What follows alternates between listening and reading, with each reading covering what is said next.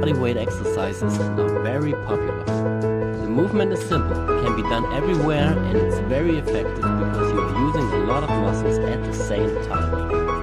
Sounds good, right? The problem is that a lot of people concentrate on quantity instead of quality when doing push-ups. To avoid this, you should focus on these 4 points to make your push-ups perfect.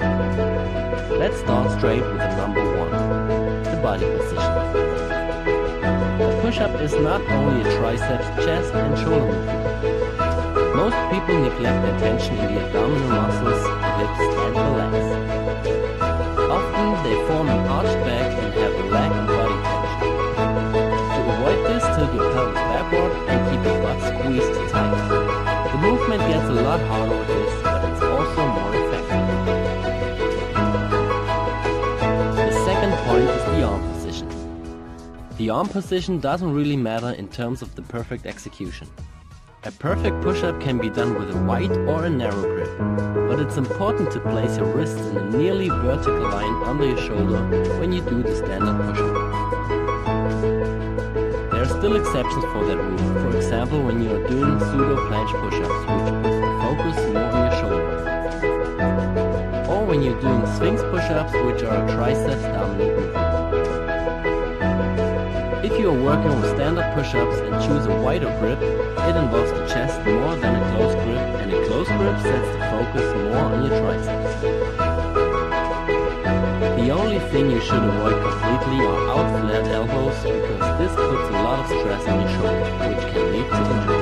The closer you place your arms to your body, the more your elbows point backwards. The wider you place your arms, the more your elbows go away from your body, but they still point more backwards than to the side. The third point is the range of motion. This is quite simple, just don't cheat.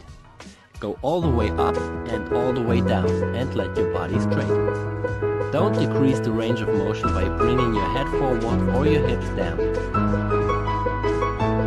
The last point is the shoulder blade movement. This is a very neglected point. When you are going down, your shoulder blades come together, and when you're going up, they go apart.